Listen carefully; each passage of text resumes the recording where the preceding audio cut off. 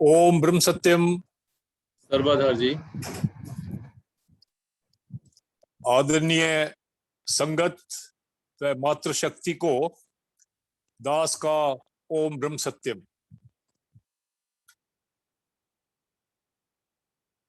आज्ञा हुई है कि कर्म पर विचार किया जाए। निष्काम कर्म का दायरा इतना लंबा चौड़ा है, इसका विस्तार इतना ज्यादा है, इसका प्रभाव इतना ज्यादा है कि इसको चंद लम्हों में विचार करना काफी कठिन है।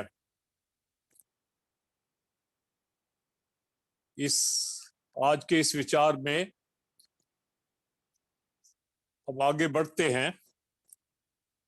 कर्म शब्द क्री धातु से निकला है, जिसका अर्थ है करना, एक्शन, व्यापार, व्यवहार या चेष्टा। मनुष्य जो कुछ खाना पीना, उठना बैठना आदि व्यापार करता है, वह सब कर्म ही है। चाहे वह कर्म शरीर द्वारा हो, वाणी द्वारा हो या मानसिक हो। मनसा वाचा कर्मणा, यानी मन द्वारा हो। कर्म की व्याख्या में 3 प्रकार हैं। सबसे पहला है कर्म। मन की वह अवस्था है जिसमें मन की, ये नोट करने वाली बात है, मन की वह अवस्था है जिसमें कर्तापन की आसक्ति से कर्म की कामना व संकल्प उठ रहे हो।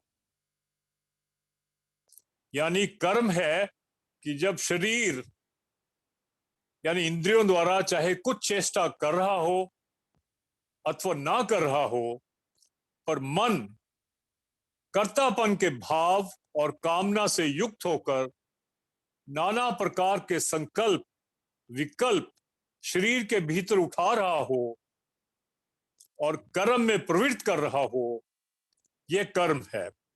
यानी कुछ भी ऐसा नहीं जो इसके दायरे में ना, तो बहुत फैलाव है इसका। इसलिए कबीर जी ने कहा है कर्म के बारे में, काला मुंह करूं कर्म का, आदर लांबू आग, लोभ बढ़ाई छाड़ के, रांचू गुरु के राग। कर्म जो है इतना भयावह है, कबीर जी कहते हैं कि इसका तो मुंह काला करो और इससे दूर भागो, गुरु की शरण में चले जाओ, वरना कर्म जो है वो छोड़ने वाला नहीं है। तो ये कर्म, और इसका अगली व्याख्या जो आती है वह है अकर्म। अकर्म दशा मन की, ये नोट करने वाला पॉइंट है, मन बहुत इंपॉर्टेंट है। अकर्म दशा मन की वह अवस्था है जिसमें स्वार्थ बुद्धि से तथा कर्तापन आसक्ति से तो कोई कामना व संकल्प विकल्प ना उत्पन्न होते हो। यानी कर्तापन की भावना इसमें मिसिंग है, कर्तापन की कोई भावना इसमें है नहीं, किंतु निस्वार्थ अर्थात परस्वार्थ यानी दूसरों का हित बुद्धि तथा सब प्रकार की अनासक्ति से केवल कर्तव्य कर्म निमित्त संकल्प विकल्प स्वतः उठते हो। अब जब आप दूसरों की सेवा के प्रति सोचते हो, दूसरों की भलाई करने की सोचते हो, दूसरों के लिए कुछ करने की सोचते हो, अपना सुख दूसरों को देना चाहते हो, उनके दुख लेना चाहते हो, ये है परस्वार्थ। तो इसमें कहते हैं जब शरीर तो बाहरी इंद्रियों से कुछ क्रिया कर रहा हो, पर मन के भीतर ना कर्तापन का भाव, ना फल की कामना, ना स्वार्थ बुद्धि और ना कर्म में आसक्ति हो, बल्कि इन सब के स्थान पर वहां लोक सेवा व कर्तव्य बुद्धि का भाव आदि हो। अब ये बड़ा इंपॉर्टेंट है अकर्म के बारे में। ये अकर्म है। अब स्थिति ये है, यूं कह लीजिए कि हथ कार विच मन यार विच, तो अकर्म है, यानी हाथ कर्म में लगे हों और मन जो है वो परमात्मा के ध्यान में लगा, तब यह स्थिति अकर्म स्थिति कहलाती है। और फिर तीसरा इसकी व्याख्या में आता है विकर्म। अब मनुष्य जब मन और शरीर के आलस्य आदि कारणों से जड़ की तरह अक्रिय हो जाता है, इनएक्टिव हो जाता है, यह अवस्था विकर्म कहलाती है। अब इसमें इस कारण शारीरिक दृष्टि से कर्म का मूल कारण संकल्प और उसके अनुसार कामना है। अंततः हम कहां पहुंचे कि मन एव मनुष्याणाम कारणम बंध मोक्ष। ये तीनों स्थितियां कर्म की, अकर्म की, विकर्म की मन द्वारा ही गाइड होती हैं। अब बेसिक नेचर जो है ह्यूमन का स्वभाव जो है वो पूर्व जन्म के स्वार्थ बुद्धि और तुच्छ अहंकार से पैदा हुए कर्मों के कारण या संस्कारों के कारण होता है। यानी ये प्रारब्ध का फल है जो हमारा नेचर बन जाता है। क्योंकि अगर हमने पुराने जन्मों में अच्छे काम किए हैं तो प्रारब्धवश हम यहां भी वो अच्छे काम करने लगेंगे। इसीलिए ये जो अध्यात्म का पाठ हम पढ़ते हैं, जो लेवल हम अचीव करेंगे आगे के लिए, यही लेवल से फिर दोबारा शुरू होगा, ABC से नहीं होगा। अगर हम XYZ तक पहुंच गए हैं या DEF तक पहुंच गए हैं, जहां तक भी लेवल अचीव कर लिया है हमने, उसके आगे हमारी पढ़ाई शुरू होगी, उसके आगे हमारा अध्यात्म शुरू होगा। तो ये जो प्रारब्ध है, ये प्रारब्ध हमारे साथ आया है और इसी प्रारब्ध के मुताबिक हमें जो भी मिल रहा है वो प्रारब्ध का ही फल है। इसलिए प्रारब्ध जो है वो भोग रूप होता है, कर्म रूप नहीं होता। प्रारब्ध जो है हमें मिला है वो भोग रूप है।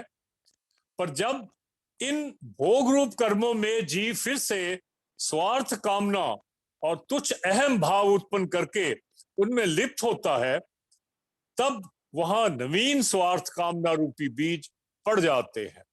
हम अभी प्रारब्ध में जो लेके आए हैं, प्रारब्ध में आप लेके आए हैं कि आपके पास में 2 करोड़ की संपत्ति होगी, लेकिन वहां आने के बाद आपको वो तो मिल गई, लेकिन आपका मन जो है वो भटक गया, माया में उलझ गया। आप सोचने लगे इसको 10 बना दूं, इसको 100 बना दूं, और फिर वो जो आसक्ति आ जाएगी उसमें, उसके मुताबिक आप नए बीज डालते रहेंगे। और वो बीज हैं, जब आप 2 के 20 करोगे, 2 के 200 करोगे, तो उस टाइम कहीं ना कहीं किसी का हिस्सा, किसी का हक आप छीनने की कोशिश करोगे, क्योंकि माया इकट्ठी करने में इंसान जो है वो उसकी बुद्धि भ्रष्ट हो जाती है और वो इसी वजह से दुष्कर्म कर बैठता है। यही बात यहाँ पे आ रही है कि प्रारब्ध में जो लेके आए थे वो तो भोग रूप है, लेकिन आगे के लिए हम क्या बीज डाल रहे हैं वो उसमें बहुत इंपॉर्टेंट है। ये सब लेकिन अब जो करता है इंसान प्रारब्ध होने के बाद बारे में भी, तो ये जो है अज्ञान के कारण ही मनुष्य में ये उत्पन्न होते हैं। अब प्रारब्ध जो है इसके बारे हमें पता है, कबीर जी ने कहा है कि पहले बना प्रारब्ध, पीछे बना शरीर। कबीर अचंबा है यही, मन नहीं बाधे धीर। मन जो है अगर ये मान ले कि मेरा प्रारब्ध है और मैंने इसके साथ यहां रहना है, इस प्रारब्ध का लाभ उठाना है, तो फिर तो बात बन जाए। लेकिन मन नहीं मानता।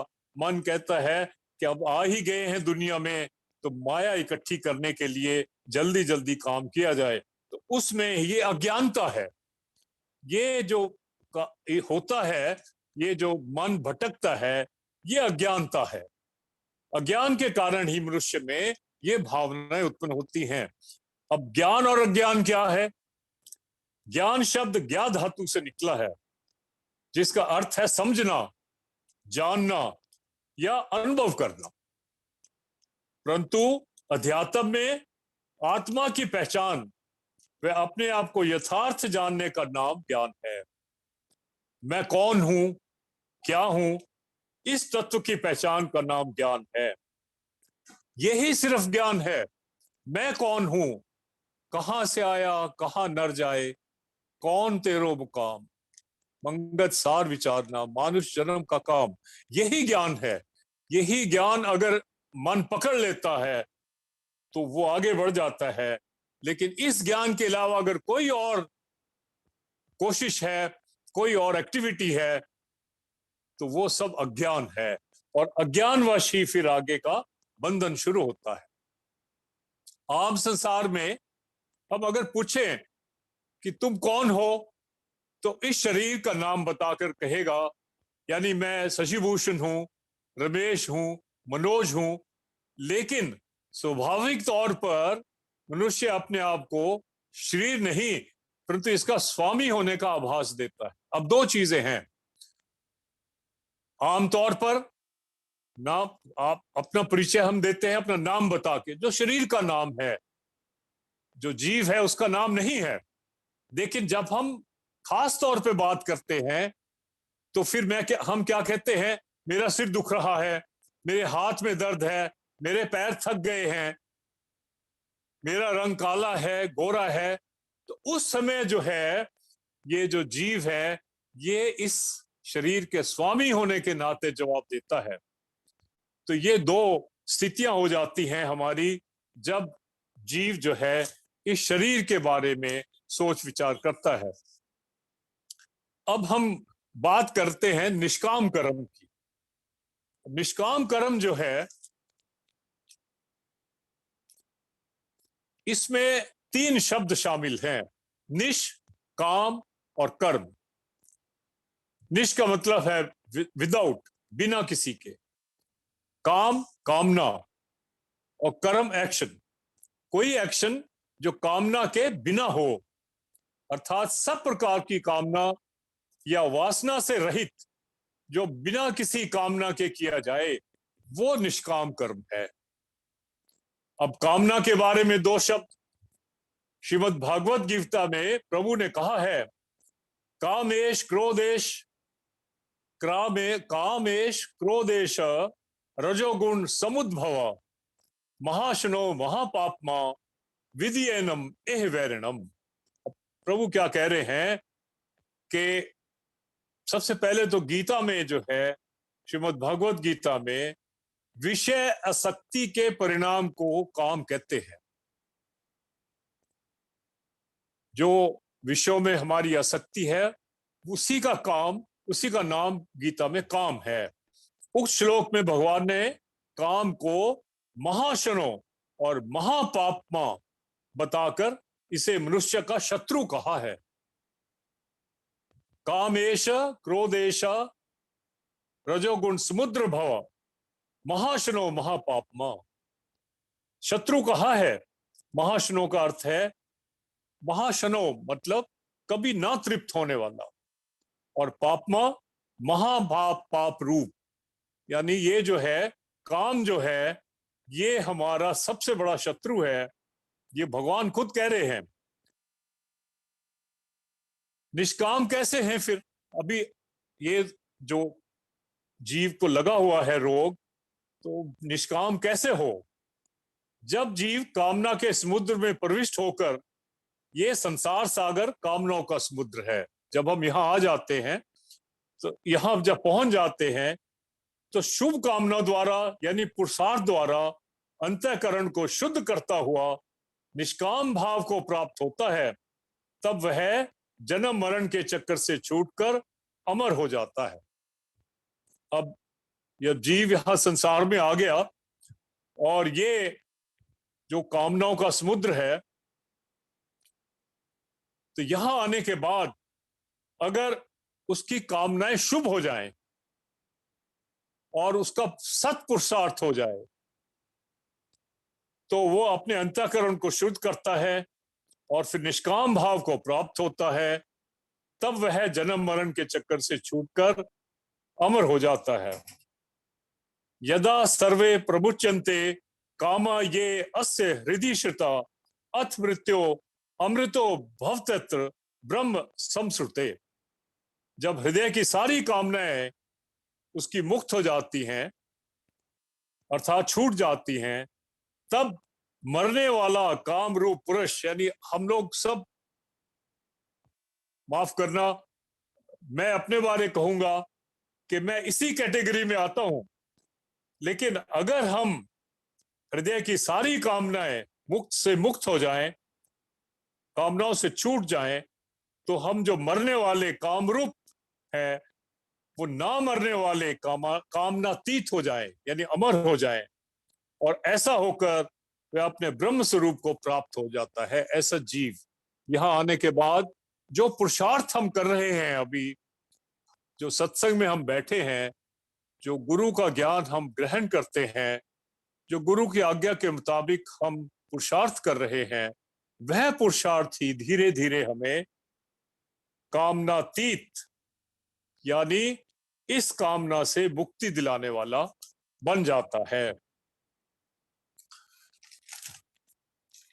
अब श्रीमद् भगवत गीता में, गीता के दूसरे अध्याय का श्लोक है, दूसरे अध्याय का 47वां श्लोक है, जो कि गीता का कर्म योग का मुख्य श्लोक है। हम सब ने ये श्लोक बहुत बार सुना है। कर्मण्येवाधिकारस्ते मा फलेषु कदाचन मा कर्म फल हेतुर्भु मार्त्य संगो अस्त कर्मणि। अब भगवान श्री कृष्ण अर्जुन से कह रहे हैं ये कि तू कर्म फल हेतु मत हो। जो कर्म तू कर रहा है उसके फल के बारे में मत सोच, उसके फल को धारण करने के लिए मत सोच, और अकर्म में भी तेरी आस्था ना हो। अब अकर्म के बारे हमने अभी बात करी थी कि अकर्म जड़ रूप हो जाता है, अर्थात फल की लालसा के कारण तू कर्म करने वाला मत बन, और कर्म ना करने का भी तू आग्रह मत कर। यानी कर्म का जो फल है उसमें अपने आप को मत फंसा, और कर्म ना करने की जो तुम्हारी इच्छा होती है कि अच्छा मेरे तो मैं कुछ भी नहीं करता, उसके बारे में भी तू मत सोच, वो आग्रह मत कर। मनुष्य शरीर में दो ही बातें हैं, पुराने कर्मों यानी प्रारब्ध का फल भोग, और नया पुरुषार्थ करना। इस शरीर में आने के बाद ये दो ही चीजें होती हैं। एक, जो प्रारब्ध है वो भोगना है, जो दुख सुख हम प्रारब्ध में लेके आए हैं।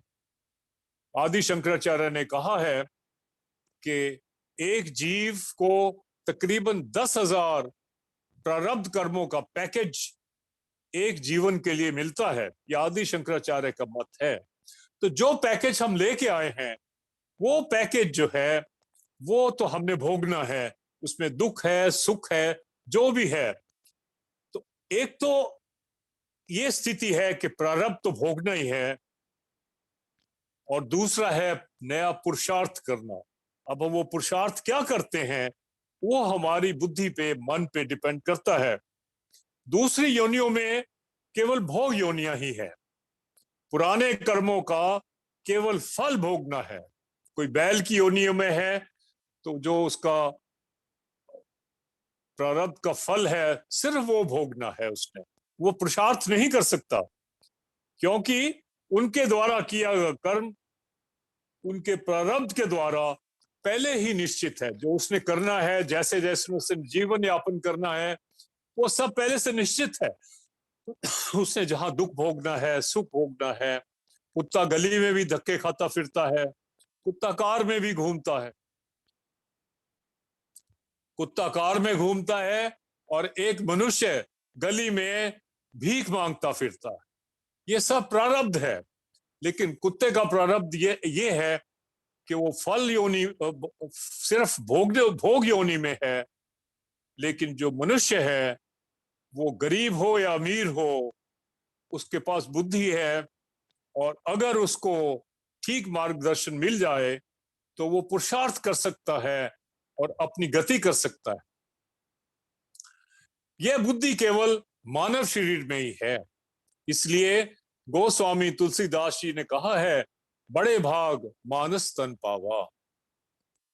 अब ये मनुष्य शरीर मिलने का सौभाग्य तो मिल गया मनुष्य को, प्रभु कृपा हो गई। उसके ऊपर बड़ा भाग ये कि महात्मा मंगत राम जी जैसा सत्पुरुष गुरु, सदगुरु मिल गया। उनका ज्ञान का भंडार हमारे पास है, वो जो हमें उन्होंने बहुत कृपा करके हमें दिया है।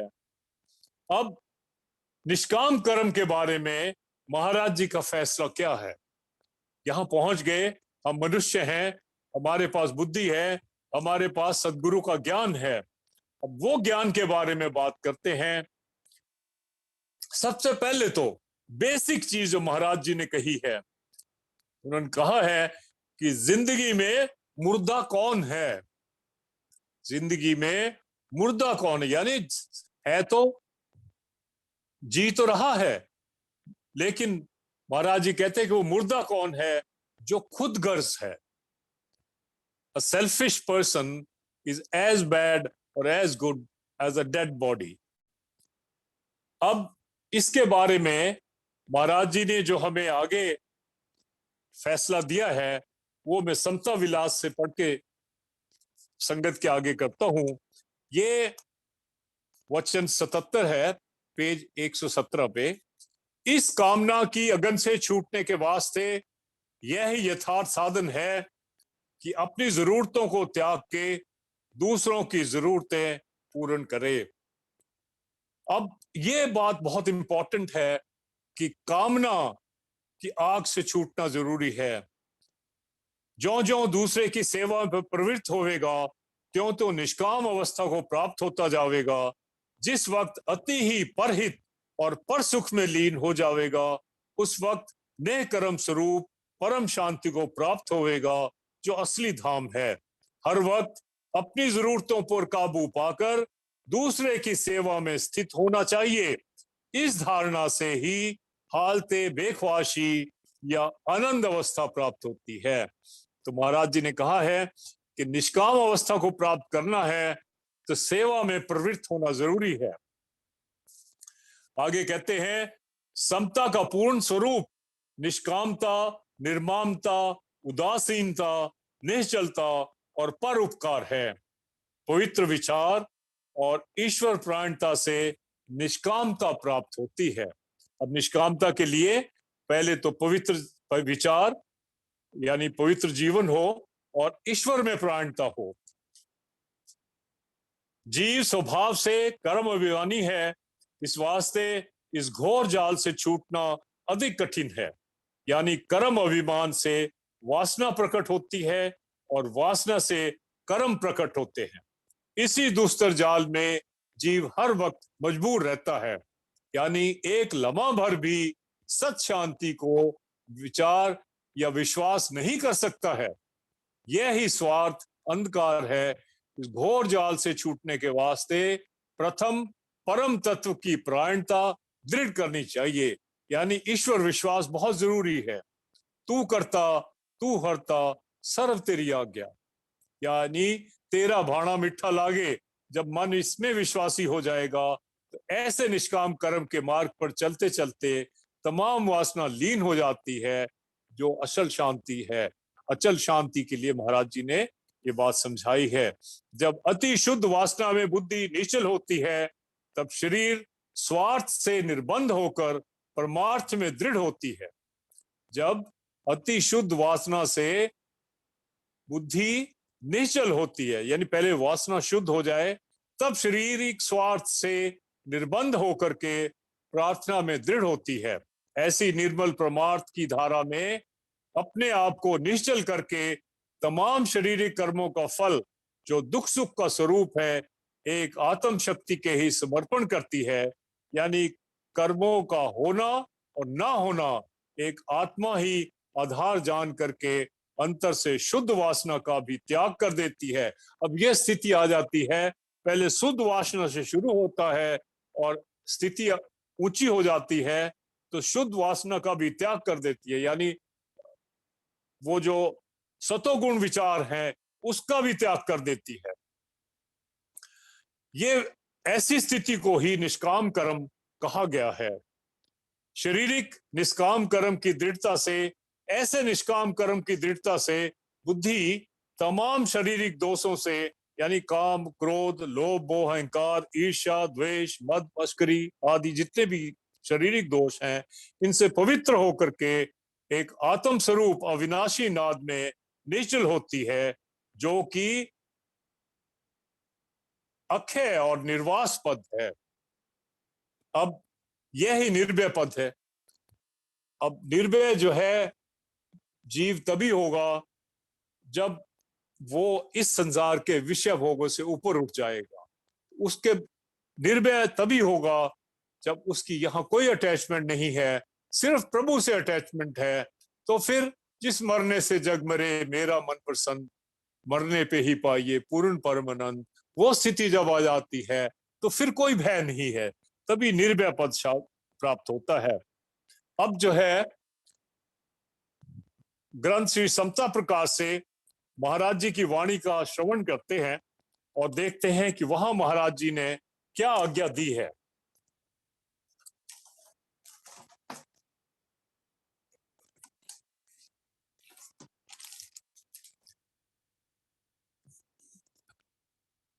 ग्रंथ श्री समता प्रकाश में नित मतवाल शब्द के माही, कर्म फास दीनी टार, मंगत निर्मल धाम सो, शून कर्म गत सार। मिथ्या जगत से जो परस होई, राम चरण चित प्रीत लखोई। मिथ्या जग से जो परस होई, राम चरण चित प्रीत लखोई। सकली संपत प्रभ दात पछानी, नित बरताए पर दुख करे हानि। देह का साखी निश्चय जाता, तिसकी आज्ञा में रहे रंग राता। सुख दुख दोनों सम कर जापी, निश्चय नाम एक अंतर थापी। अब ये महाराज जी ने हमें इसका जो फैसला दिया है निष्काम कर्म के लिए कि मिथ्या जग से जो उपरस होई, सबसे पहले तो ये झूठा संसार है, इससे जब उपरस हो जाएगा तब ही आप राम चरण चित प्रीत लखोई, तब आपका मन जो है प्रभु चरण में लग जाएगा, आपको प्रभु से अनुराग हो जाएगा। सकली संपत्ति प्रभु दात पछानी, तो जो आपके पास में है वो प्रभु का है, आप सिर्फ उसके कस्टोडियन हैं और आपका उस पर कोई हक है नहीं। अगर ये बात मन में आ जाएगी, नित बरताए पर दुख करे हानि, तो जो है जो संपत्ति आपके पास में है वो पर की सेवा में लगाइए और दूसरों के दुख दूर करिए। देह का साखी निश्चय जाता, तिसकी आज्ञा में रहे रंगाता।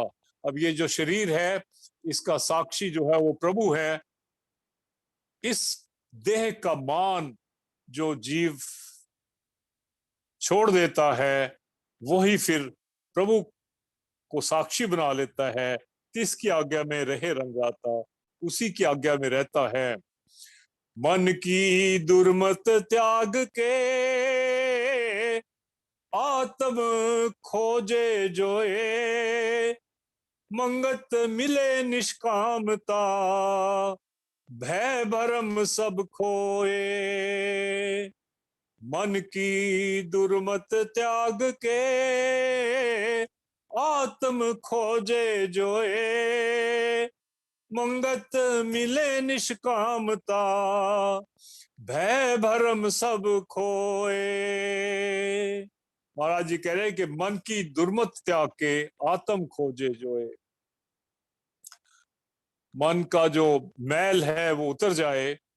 मल का बैल कैसे उतरेगा? सिर्फ प्रभु सिमरन से और लोक सेवा से। पर की सेवा और आत्म की खोज, ये जो है, ये जो जीव कर लेगा, मंगत मिले निष्कामता, उसको निष्कामता मिल जाएगी। भय भरम सब खोए, उसको जो सब भरम है उनका नाश हो जाएगा, और उसका जो ये भय है वो खत्म हो जाएगा, और वो परम शांति को प्राप्त कर सकेगा। ये निष्कामता का जो विषय है, इसके बारे में मन ही मेन फंक्शनरी है। इसलिए मन और बुद्धि अगर पवित्र हो जाते हैं तो फिर जो है जीव जो है वो अपनी सदगति की तरफ अग्रसर हो सकता है। महाराज जी से प्रार्थना है कि वो हमें सद्बुद्धि दें और उनके बताए हुए मार्ग पर हम चल सकें। सेवा और सिमरन का जो मार्ग उन्होंने बताया है वो धारण करके हम अपनी सद्गति कर सकें। ओम ब्रह्म सत्यम सर्वधार।